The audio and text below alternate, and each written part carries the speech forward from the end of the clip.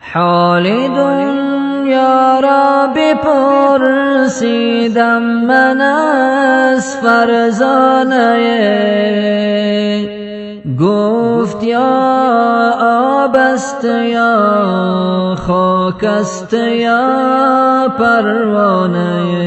گفتمش احوال عمرم را بگو، این عمر چیست؟ گفت یا برق است یا باد است یا افسانه.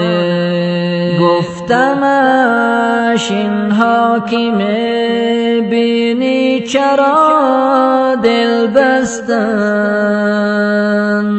گفت یا خوابند یا مستند یا دیوانه. گفت یا خوابند یا مستند یا دیوانه.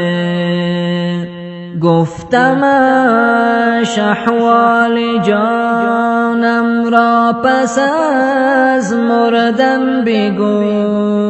گفت یا باغ است یا نار است یا ویرانه.